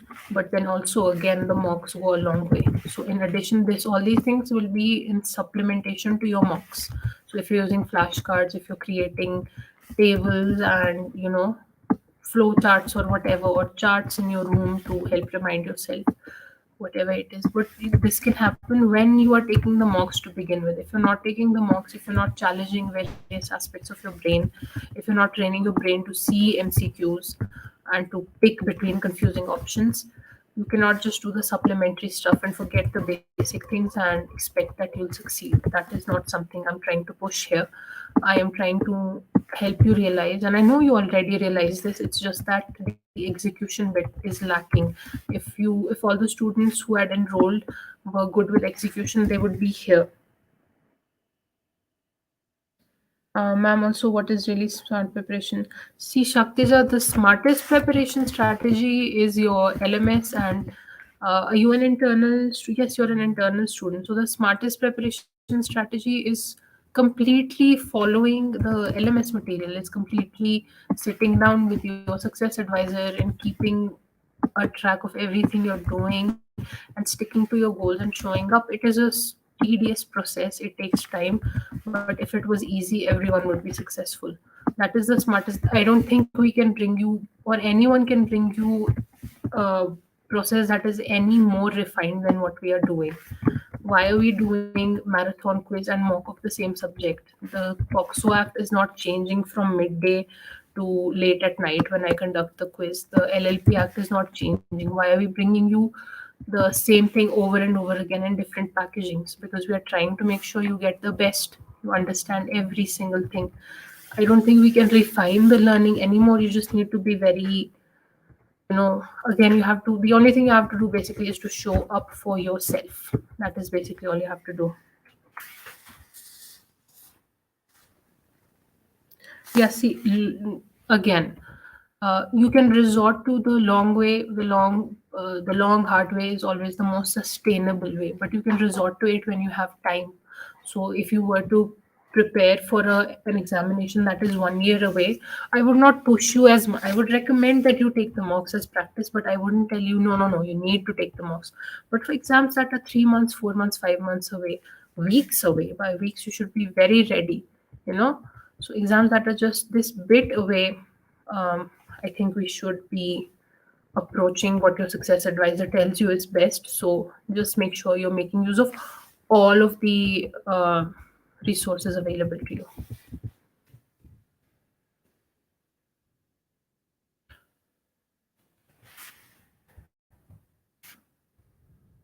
Anyone else?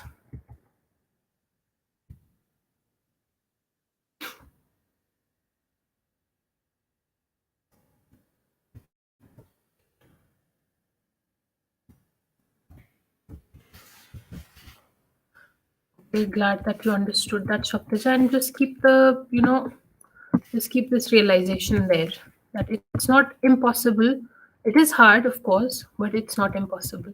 And you just have to show up, not for anyone else, for yourself. Okay, so guys, are we ready to resume it?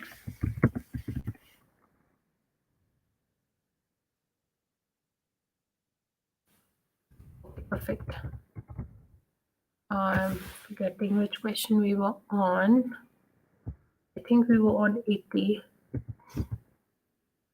Yeah.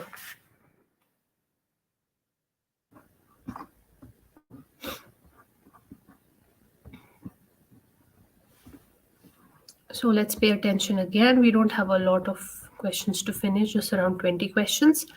And all right, so we have question 81 here. Which among the following shall be ensured by the special court? So, what is the special court tasked to do? Does it have to create a child friendly atmosphere by allowing a family member to be present in the court? Does it have to make sure that the child is not called repeatedly to testify in the court? Does it have to permit frequent breaks for the child during the trial? Or is it to do all of the above? Meg thinks all of the above are part of the functions of the special court here and the duties of the special court. And that is correct. Section 33(8) does provide for it. So, again, the aim behind all of this is to not re victimize or add to the trauma that the child has done and allow him to become rehabilitated and seek some peace and comfort from the process. In appropriate cases, the special court may, in addition to the punishment, direct payment of such compensation as may be prescribed to the child for. So, the compensation is done against what? Physical trauma caused to him, mental trauma caused to him, for immediate rehabilitation of the child, or all of the above. Aditya thinks all of the above. I'm starting the timer, so the compensation can be allowed in all of the above. Vartika and Aditya think, and that is correct. Section 33.8 again. There can be cases where the special court is of the opinion that not only punishing and deterring and retributing is enough, but we also need compensatory costs, right, which must be paid to the victim. And this can be done against physical trauma, mental trauma, or for the purpose of rehabilitating the child. The special court dash record in writing its reasons for determination of age of a child. The special court shall record the determination reasons for determination of age of child, shall not, it may, or it can. Which of the following words are used in the act? So this is the reasons for determining the age of a child, where it is determining. Mehak thinks it's shall, so an obligation placed on the special court. That is correct. The special court shall provide the reasons. 84. Along with ensuring that the child is not exposed in any way to the accused at the time of recording of the evidence, which among the following also needs to be ensured? So, firstly, you need to make sure there is a divide between the victim and the child so that the child is not again re traumatized, re exposed to the trauma. What else does the court need to do? Do you need to make sure that the accused is in a position to hear the statement of the child and communicate with his advocate? Do you need to make sure that the accused is not in a position? What is needed to be done? He's not in a position to hear the statement of the child and communicate with his advocate. Or do you need to make sure that the accused is not in a position to hear the statement of the child? Or do you need to make sure that the accused might be in a position to hear the statement of the child, is in a position to hear the statement of the child, but not communicate with his advocate? What distinction needs to be followed? Where do you need to place the accused at the time of recording the evidence?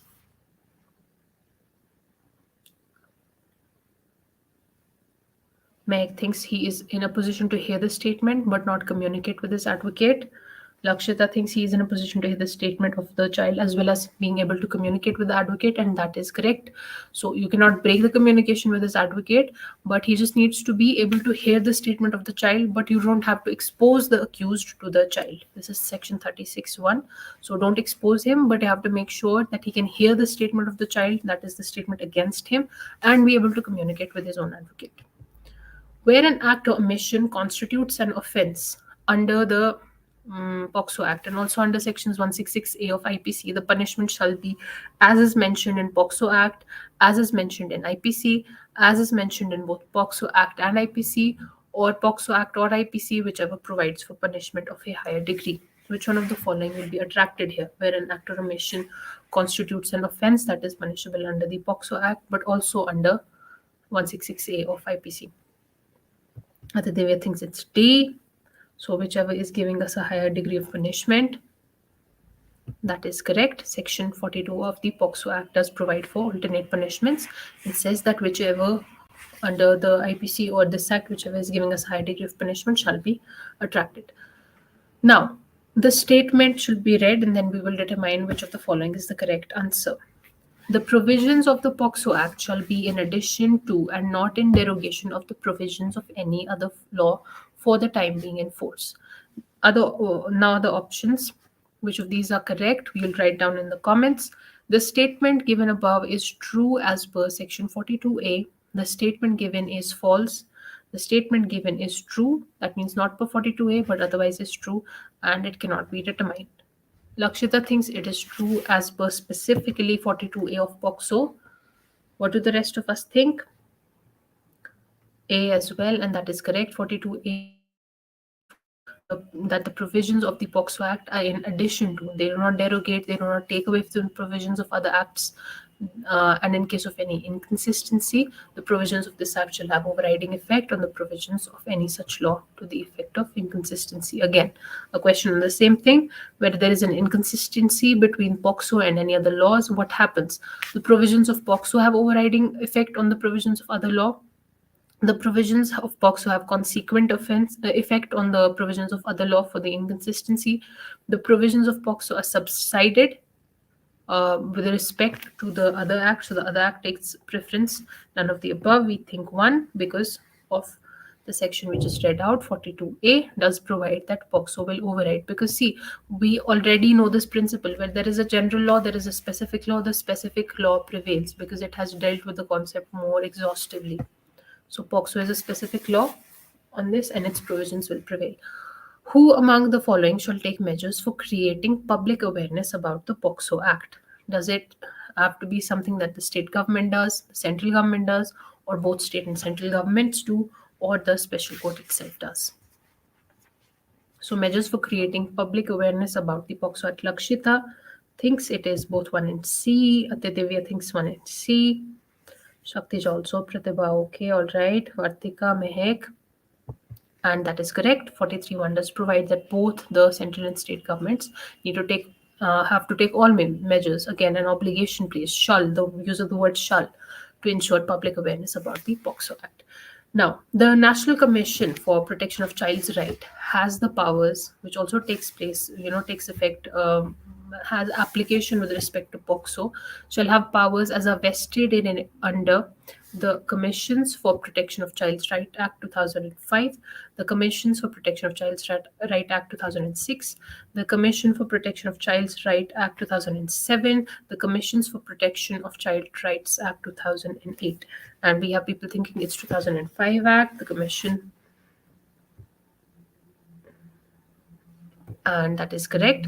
Section 44(2) itself says that the National Commission or the State Commission, and while it inquires into matters relating to offences under the POCSO Act, it will have the same powers as are vested in it under the Commissions for Protection of Child's Rights Act 2005. So the same expanse of powers it enjoys in the 2005 Act, it will enjoy in the POCSO Act.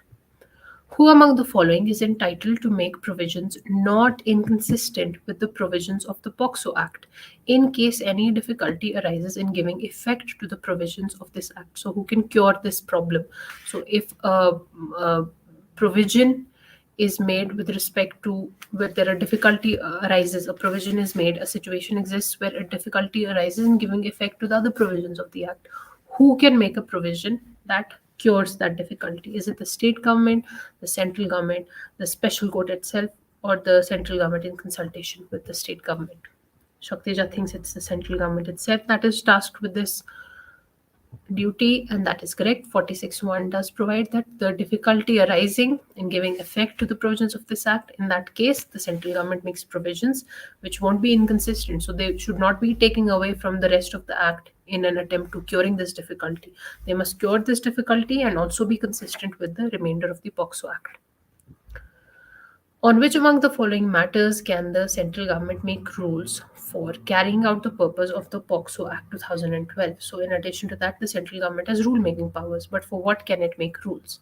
Is it for the manner of deleting or destroying or reporting about pornographic material in any form involving a child to the designated authority? Is it the manner of reporting about pornographic material in any form involving a child? So just reporting, not deleting or destroying. Is it with respect to care and protection and emergency and medical treatment of the child that is done, or is it for all of the above? Atidivya thinks for all of the above, that the government has a rule making power in. Let's see. The correct answer is, of course, D. So section 45(2) provides that on all the above mentioned matters, the central government has rule making power. Now, again, which of the following is correctly matched? Another section based question. Section 43 providing for alternative punishment. Section 42 providing for public awareness of this act. Section 44 providing for monitoring of implementation of the act. Or section 45 providing for removal of difficulties, the power to remove difficulties. What do you guys think? No, no. 3, we think it's monitoring of implementation of the act. That is correct. We just saw what 42 was, we just saw what 43, 45 was, and only 44 of these is correct.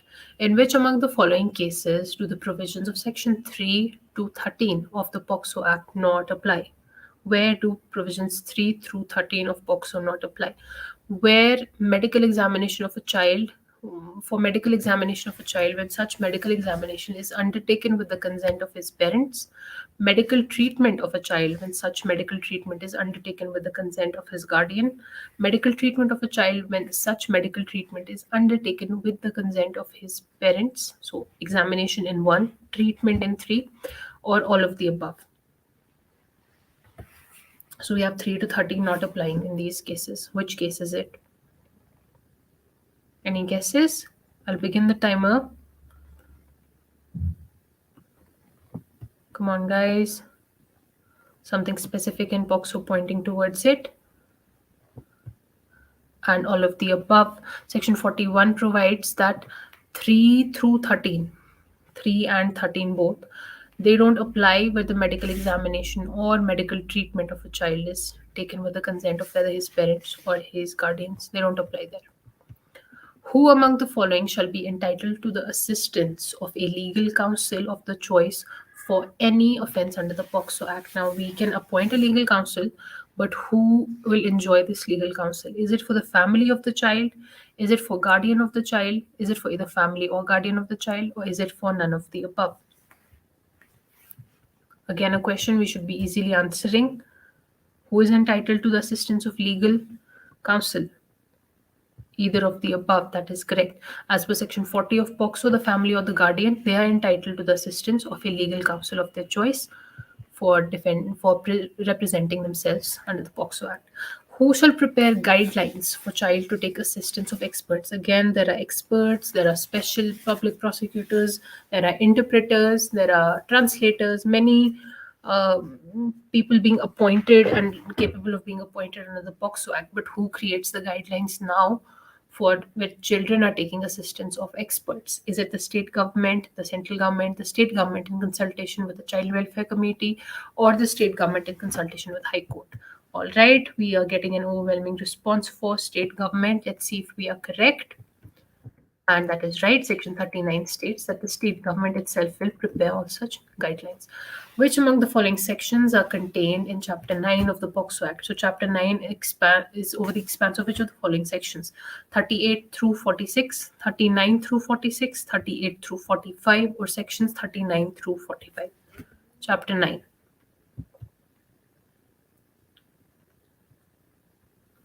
B. Atidevya thinks 39 through 46, and he is correct.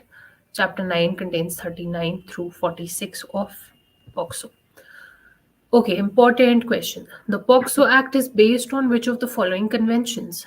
Is it based on the Declaration of the Rights of the Child? Is it based on the Convention on the Rights of the Child? Is it based on European Convention on Human Rights? Or is it based on the Hague Convention on the Civil Aspects of International Child Abduction? I'll give you a few moments before I start the timer. Excellent. Shaktija is already answering. Says it's based on the Convention of Rights of the Child. Shaktija gave us the first answer. Excellent work. And we are correct. Very well done. The preamble of the Act says the Government of India has acceded to the Convention on 11th December 1992, and it has adopted the thing has been adopted by the General Assembly of the UN, and it prescribes a standard for all state parties to establish so that the best interests of the child are secured. So it is for the best interests of the children, including protection from sexual offences. In which of the following cases, a very, very important case, very highlighted just several months ago, and we should all know this. In which of the following cases did the Supreme Court set aside a Bombay High Court ruling that held that skin to skin contact between an accused person and a minor was necessary to establish a case under the POCSO Act? Was it the case of Sudesh Chikara versus Ramti Devi, ex versus Principal Secretary, Attorney General versus Satish, State of Jharkhand versus Shailendra Rai? And we are getting great answers for the case of Attorney General versus Satish, and that is correct. And in this, Justices UU Lalit, Ajay Rastogi, and Bella Trivedi stated they were hearing a batch of petitions. The verdict of Bombay High Court was very controversial already.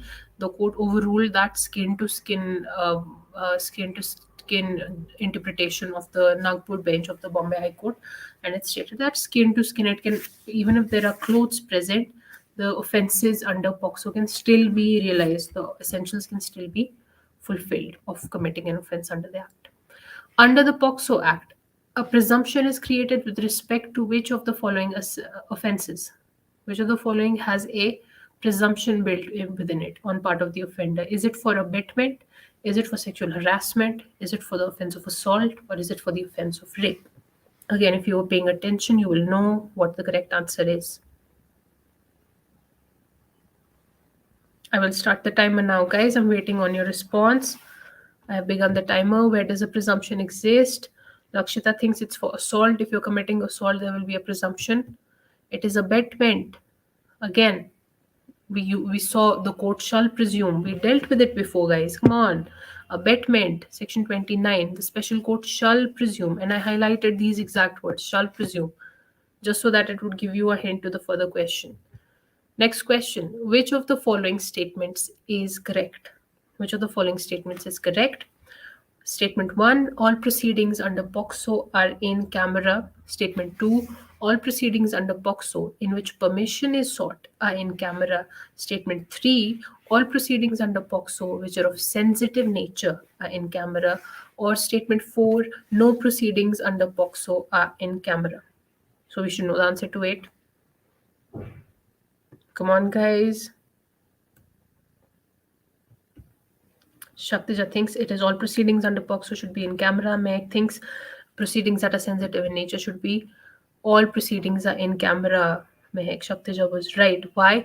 Section 37. The special court shall try cases. Obligation placed again. The use of the word shall. Shall try cases in camera and in presence of the parents of the child or any other person in whom the child has trust or confidence.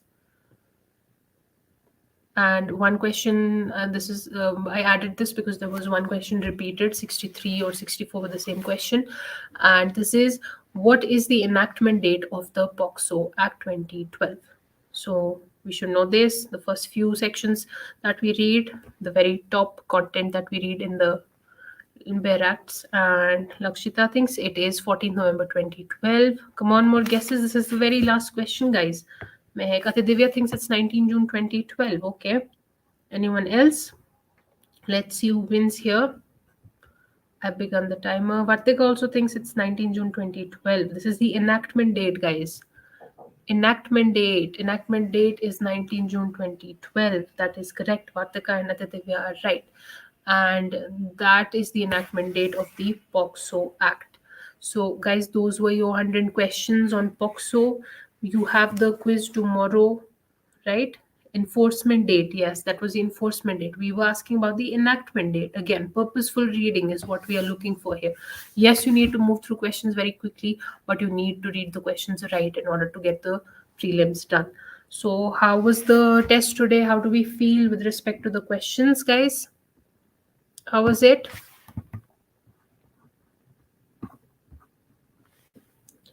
Got confused with enforcement date. That's okay. This is why we learn to read properly with the quizzes and with the mock tests. So if you got it wrong, that is okay. I would much rather you get confused right now than answer the question wrong in your paper tomorrow. So how was the mock? Just let me know how it was, how the session was, how it helped you.